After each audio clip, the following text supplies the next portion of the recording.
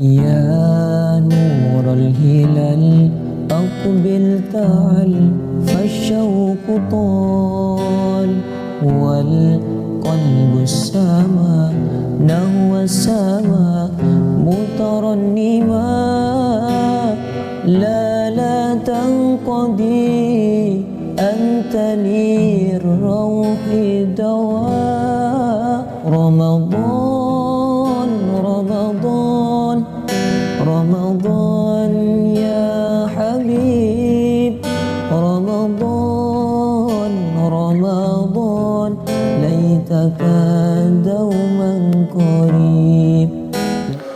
Bismillahirrahmanirrahim. Assalamualaikum warahmatullahi wabarakatuh. Bismillah, alhamdulillah, wassalatu wassalamu ala rasulillah wa ala alihi wa sahbihi wa mawalah wa la hawla wa la quwata illa billah, amma ba'd. Qala rabbi shrah li sadri wa yassir li amri wahlul 'uqdatam min lisani yafqahu qawli, summa amma ba'd. Pertama, marilah kita panjatkan puji syukur kehadirat Allah Subhanahu wa taala, yang mana berkat maunahnya kita bisa menjalankan ibadah puasa pada siang hari ini dengan lancar dan dalam keadaan sehat. Mudah-mudahan kita semua diberi kelancaran dalam menjalankan ibadah wajib ini, ibadah puasa, serta semua amal ibadah kita di bulan suci Ramadan ini bisa diterima oleh Allah Subhanahu wa taala. Pertama, saya sampaikan terima kasih telah memberi kesempatan kepada saya dalam program Ngasah Ramadan Pondok Pesantren Nurut Tauhid dalam tema hikmah puasa. Yang perlu kita ketahui bersama, puasa ini adalah ibadah khusus. Katanya salah satu ulama mengatakan, "I'lam fis shaumi khasisatan laisa fi ghairi." Yang mana artinya, ketahuilah bahwasannya dalam ibadah puasa itu adalah ibadah yang khusus. Kekhususannya tidak ada pada ibadah-ibadah lain. Letak kekhususan ibadah puasa dibanding dengan ibadah yang lain itu seperti apa? Contoh seperti ini. Kalau kita sedang ibadah tilawatil Quran, itu diketahui oleh orang. Kalau kita hendak pergi ke masjid, beriktikaf di masjid, itu diketahui orang. Kalau kita hendak bersedekah, berzakat, berhaji dan lain sebagainya, itu semua ibadah-ibadah yang mudah sekali diketahui oleh orang lain, sehingga sangat memungkinkan untuk menimbulkan penyakit hati yang namanya riya. Namun beda sekali dengan ibadah puasa. Ibadah puasa ini adalah ibadah yang sifatnya langsung dan sangat rahasia oleh diri kita sendiri kepada Allah Subhanahu wa taala. Oleh karenanya Rasul pernah berkata dalam sebuah hadis qudsi yang berbunyi, as-shaumu li wa ana ajzun bih. Yang mana artinya puasa itu adalah milikku, katanya Allah, karena ini hadis qudsi.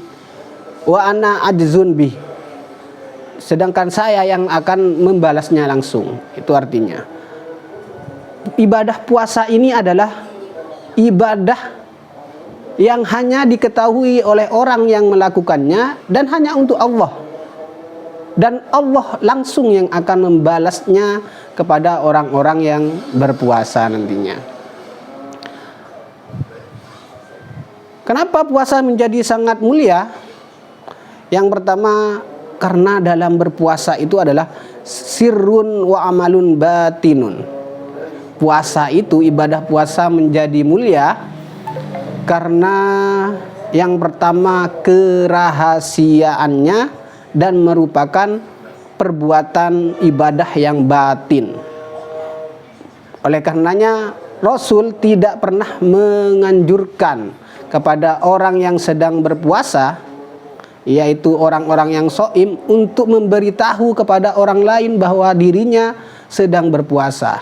Bahkan ketika kalau kita bertamu dalam keadaan sedang berpuasa sunnah, kita dianjurkan menghormati pemilik rumahnya, kecuali dalam satu hal, yaitu apabila kita sedang berpuasa dan kita diajak berkelahi oleh orang, baru kita boleh memberitahukan bahwasanya kita sedang berpuasa. Misalkan kita sedang berpuasa, berjalan di siang hari, sedang dalam keadaan berpuasa, kemudian tanpa salah apa-apa ada orang yang membuat kita jengkel, kemudian ada orang tersebut mengajak kita untuk berkelahi, maka boleh kita mengatakan inni shaimun, saya sedang berpuasa. Yang kedua, puasa itu menjadi mulia karena la yarahul khalqu yadkhuluhur riya wa la yadkhuluhur riya. Puasa itu tidak diketahui oleh orang lain, makhluk lain, dan tidak mungkin adanya riya dalam hati orang yang melaksanakan puasa. Itu penyebab kenapa puasa itu mulia di hadapan Allah Subhanahu wa taala. Karena kenapa? Puasa sekali lagi tidak diketahui oleh orang lain, kecuali orang yang berpuasa itu memberitahu, dan tidak dianjurkan itu untuk memberitahu orang lain bahwasannya kita sedang berpuasa. Sehingga kalau sudah ibadah tersebut hanya diri kita sendiri yang tahu, tidak mungkin dalam hati kita timbul yang namanya riya, ingin dipuji oleh orang lain. Itu kedudukan kenapa puasa itu menjadi ibadah yang khusus, tidak sama dengan ibadah yang lain. Ada beberapa hikmah saat kita melaksanakan ibadah puasa. Yang pertama, puasa itu mendidik kita untuk merasakan apa yang dirasakan oleh orang lain. Perasaan apa? Ialah perasaan lapar. Kalau kita sedang lapar saat kita sedang berpuasa, tidak sama dengan orang-orang yang lapar karena kekurangan. Kalau kita lapar pada saat kita berpuasa, kita hanya lapar pada siang hari, namun bisa balas dendam ketika sudah malam harinya. Artinya kita walaupun lapar dalam keadaan siang hari, kita sudah punya angan-angan apa yang akan kita makan pada malam hari nantinya. Namun bagi orang yang fakir, mungkin kekurangan, saat mereka lapar, mereka belum tentu tahu apa yang akan mereka makan ketika sudah nyampe waktunya. Setidaknya dalam berpuasa kita terdidik untuk merasakan apa yang dirasakan oleh orang lain.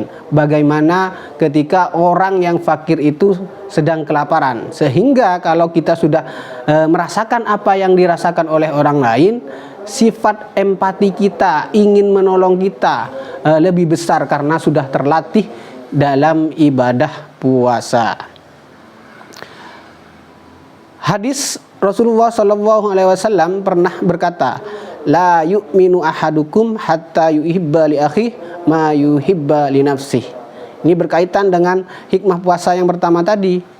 Tidaklah iman kalian semua kalau kalian tidak mencintai saudaramu sebagaimana mencintai dirimu sendiri. Oleh karenanya, kalau orang lain sedang kelaparan, kita wajib menolong karena kita sudah merasakan bagaimana pahitnya kelaparan saat sedang berpuasa. Minimal itu adalah hal kecil, perasaan kecil yang dirasakan oleh orang yang kekurangan, yang dirasakan oleh orang yang sedang berpuasa. Yang kedua, puasa mengajarkan kita untuk disiplin waktu. Disiplin waktu gimana maksudnya? Siapapun orangnya, baik itu presiden, gubernur, bupati, pejabat, kiai, ustadz, orang atau orang biasa, yang namanya berpuasa tetap harus menahan lapar pada siang hari, dimulai dari terbitnya fajar shodiq sampai terbenamnya matahari atau ditandai dengan azan maghrib. Siapapun orangnya, bagaimanapun pangkatnya, apapun panggilannya, tetap sama ketika sedang menjalankan ibadah puasa, yaitu harus menahan diri dari makan, minum, dan segala hal yang dapat membatalkan puasa, mulai dari terbitnya fajar shodiq hingga terbenamnya matahari atau waktu azan maghrib, baru boleh berbuka. Jadi tidak pandang bulu, siapapun orangnya tetap harus mentaati aturan berpuasa, yaitu menahan diri dari segala hal yang membatalkan puasa, dari terbitnya fajar shodiq hingga terbenamnya matahari. Selanjutnya, puasa mengajarkan kita untuk penuh kesabaran. Nah, walaupun kita di siang hari saat berpuasa sangat haus, sangat lapar, kita harus tetap sabar, menahan, tidak makan, tidak minum, menahan dari caci makian orang, tidak membalas. Insatamahu ahadun alaih falyakul inni so'im, katanya Nabi. Apabila ada orang yang mencaci kamu sedang saat berpuasa, maka katakanlah inni so'im, saya sedang berpuasa. Itu hikmah puasa yang ketiga, ialah mengajarkan kita untuk penuh kesabaran. Hikmah puasa yang keempat ialah melawan hawa nafsu. Hikmah yang keempat ialah menahan hawa nafsu, padahal makanan kita halal, minuman kita halal, istri kita halal bagi kita, tapi kalau kita sedang berpuasa, maka itu semua harus ditahan, tidak boleh dilakukan. Kita dalam berkegiatan kelaparan, maka kita tetap tidak boleh makan apabila kita sedang berpuasa. Kita berkegiatan mungkin kehausan, sangat dahaga sekali, kepanasan, ada es di depan mata kita, tetap kita tidak boleh minum karena kita sedang berpuasa. Mungkin di siang hari di rumah-rumah kita sedang melihat istri-istri kita sedang cantik-cantiknya, padahal dia halal bagi kita, maka tetap kita tidak boleh bersetubuh dengan istri kita yang sedang halal apabila kita sedang berpuasa. Kita harus tetap melawan hawa nafsu, nafsu dari makan, minum, dan segala sesuatu yang dapat membatalkan puasa, termasuk bersetubuh dengan istri kita yang halal bagi kita. Hikmah puasa yang terakhir ialah merasakan muraqabatullah atau ma'iyatullah, pengawasan Allah atau kebersamaan dengan Allah. Saat kita sedang berpuasa, maka kita merasakan bahwasanya diri kita sedang diawasi oleh Allah. CCTV-nya adalah Allah langsung. Jadi walaupun kita sedang sendirian, tiada orang di rumah kita, di ruangan kita, tetap kita tidak boleh makan, tidak boleh minum. Kita harus jujur dengan diri kita sendiri untuk tidak melakukan segala hal yang dapat membatalkan puasa. Kita harus senantiasa merasakan bahwasannya yang ada di sekitar kita, yang dekat, yang paling dekat dengan kita adalah Allah. Yang mengawasi kita adalah Allah. Sehingga tidak mungkin orang yang senantiasa merasa bahwasanya dirinya diawasi dan bersama Allah untuk melaksanakan hal-hal yang dapat merusak puasanya, hal-hal yang merugikan orang lain, misalkan kejahatan, tidak mungkin karena kita sudah merasa bahwasanya diri kita sedang bersama Allah atau diawasi oleh Allah. Kita tidak mungkin untuk diam-diam bersembunyi untuk membatalkan puasa, karena kita sudah merasakan apa itu yang namanya ma'iyatullah, kebersamaan bersama Allah. Mungkin itu saja yang bisa saya sampaikan dalam program Ngasah Ramadan pada hari ini. Mudah-mudahan apa yang saya sampaikan bisa bermanfaat bagi kita semua. Mudah-mudahan ibadah Ramadan kita diterima oleh Allah Subhanahu wa taala. Mudah-mudahan Pondok Pesantren Nurul Tauhid menjadi pondok pesantren yang lebih maju lagi nantinya. Ala hadhihi niyah wa ala kulli niyatin sholihah. Al-Fatihah.